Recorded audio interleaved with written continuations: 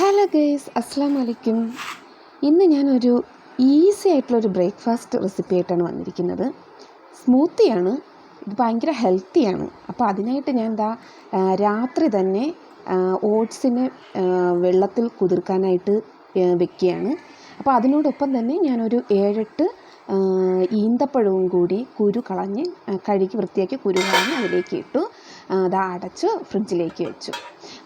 സത്യത്തിൽ നമ്മൾ റെഡിയാക്കുന്നതിന് ഒരു 15 മിനിറ്റ് മുന്നേ വെള്ളം ഒഴിച്ചിട്ടാലും മതി. ഈ ഓട്സ് റോൾഡ് ഓട്സ് അല്ല. പക്ഷേ ഇതിങ്ങനെ ഇടുമ്പോൾ ഈന്തപ്പഴവും കൂടി കുതിർന്ന് കിട്ടും. അപ്പോൾ അതിന് വേണ്ടിയാണ് ഞാൻ അങ്ങനെ ചെയ്ത് വെച്ചത്.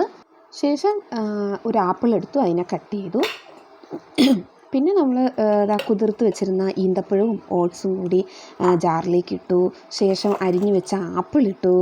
പിന്നെ ഇനി അതിലേക്ക് നമുക്ക് ഹെൽത്തി ആയിട്ടിരിക്കാൻ വേണ്ടി ഫ്ലാക്സ് സീഡ്, ഷിയ സീഡ് ഞാൻ മിക്സ് ചെയ്താണ് വെച്ചിരിക്കുന്നത്. അപ്പോൾ അതിൻ്റെതും ഒരു സ്പൂൺ ഇട്ടു. പിന്നെ കൊക്കോ പൗഡർ, അതൊരു ഫ്ലേവറിനൊക്കെ വേണ്ടിയിട്ട് ഒരു സ്പൂൺ ഇട്ടു. പിന്നെ കപ്പലണ്ടിയാണ് ഞാൻ എടുത്തത്. ബദാമോ കാഷ്യൂനട്ടോ എന്തുണ്ടെങ്കിലും നമുക്കതിലേക്ക് ഇട്ട് കൊടുക്കാം. അപ്പോൾ എൻ്റെ അതൊക്കെ തീർന്നു, അതുകൊണ്ട് ഞാൻ കപ്പലണ്ടിയാണ് ഇട്ടത്. ശേഷം പാൽ ആവശ്യത്തിന് ഒഴിച്ചു. പിന്നെ ജാറിൻ്റെ അടപ്പങ്ങ് അടച്ചതിന് ശേഷം നന്നായിട്ട് ഞാൻ അടിച്ചെടുത്തു.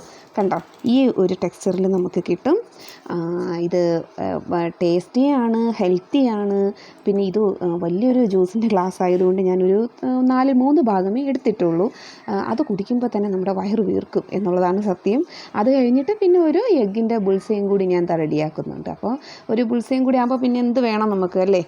പ്രത്യേകിച്ച് ഇന്ന് അവധിയാണ്, ഇന്ന് ആർക്ക് പോകേണ്ടാത്ത ദിവസമാണ്. പക്ഷേ ഇന്ന് എനിക്ക് മോനും പുറത്ത് പോവേണ്ടതുണ്ട്, കരാട്ടെ സംബന്ധിച്ചൊരാവശ്യമായിട്ട് പോകേണ്ടതുണ്ട്. അപ്പോൾ എന്തായാലും നല്ല ഹെൽത്തി എന്നാൽ ഈസിയുമാണ്. അങ്ങനെയുള്ളൊരു ബ്രേക്ക്ഫാസ്റ്റാണ് ഇന്ന് ഞാൻ തയ്യാറാക്കിയത്. അപ്പോൾ ഇതൊക്കെയാണ് ഇന്നത്തെ രാവിലത്തെ വിശേഷം കേട്ടോ.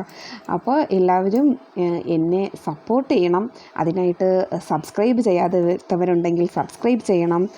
ലൈക്ക്, കമൻറ്റ് ഒക്കെ തരണം. നിങ്ങളുടെ സപ്പോർട്ടാണ് എന്നെ കൂടുതൽ വീഡിയോ ചെയ്യാനായിട്ട് ഉള്ള എൻ്റെ ഒരു ഇൻസ്പിറേഷൻ എന്ന് പറയുന്നത്. അപ്പോൾ നിങ്ങൾ എന്നെ സപ്പോർട്ട് ചെയ്യുമെന്ന പ്രതീക്ഷയോടുകൂടി മറ്റൊരു വീഡിയോയിൽ കാണുന്നത് വരേക്കും ബൈ.